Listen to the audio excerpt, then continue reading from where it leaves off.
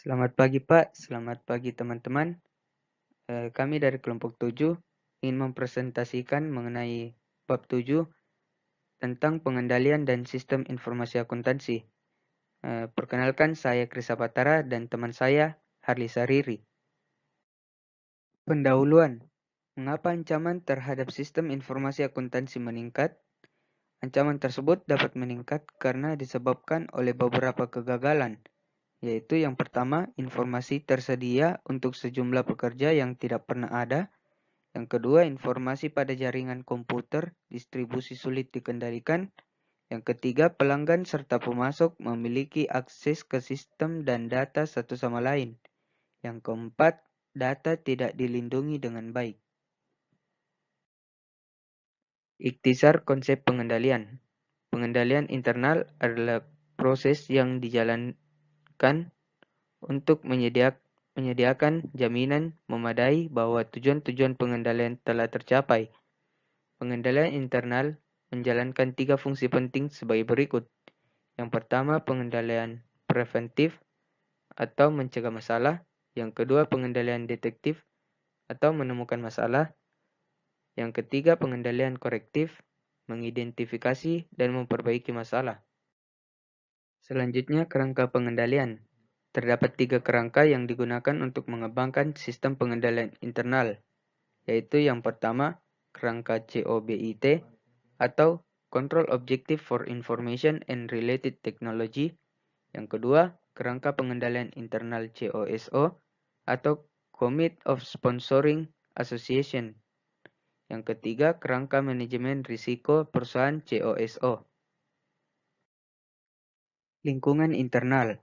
Lingkungan internal memengaruhi cara organisasi menetapkan strategi dan tujuannya, membuat struktur aktivitas bisnis, dan mengidentifikasi, menilai, serta merespon risiko.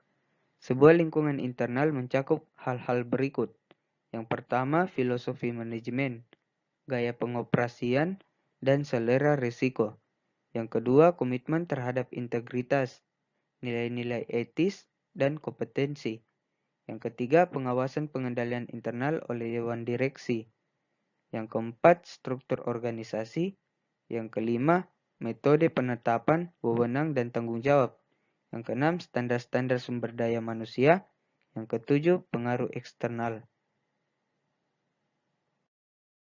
Selanjutnya, penetapan tujuan. Manajemen menetapkan tujuan pada tingkatan perusahaan dan kemudian membaginya ke dalam tujuan yang lebih spesifik untuk subunit perusahaan. Pertama, tujuan strategis merupakan sasaran tingkat tinggi yang disejajarkan dengan misi perusahaan, mendukungnya, serta menciptakan nilai pemegang saham. Tujuan operasi berhubungan dengan efektivitas dan efisiensi operasi perusahaan, serta menentukan cara mengalokasikan sumber daya. Tujuan pelaporan membantu memastikan ketelitian, kelengkapan, dan keterandalan laporan perusahaan. Tujuan kepatuhan membantu perusahaan mematuhi seluruh hukum dan peraturan yang berlaku. Selanjutnya akan dilanjutkan oleh teman saya, Harli Sariri.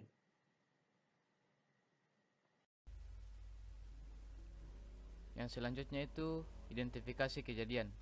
Kejadian merupakan sebuah insiden atau peristiwa yang berasal dari sumber-sumber internal atau eksternal yang memengaruhi implementasi strategi atau pencapaian tujuan. Kejadian mungkin memiliki dampak positif, negatif, atau keduanya.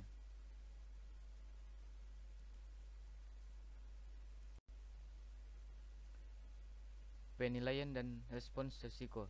Risiko-risiko sebuah kejadian yang teridentifikasi dinilai dalam beberapa cara yang berbeda, yaitu kemungkinan, dampak positif dan negatif, secara individu dan berdasarkan kategori, dampak pada unit organisasi lain, serta berdasarkan pada sifat, bawaan, dan residual. Manajemen dapat merespons risiko dengan salah satu dari 4 cara berikut. Yang pertama, mengurangi. Yang kedua, menerima. Yang ketiga, membagikan.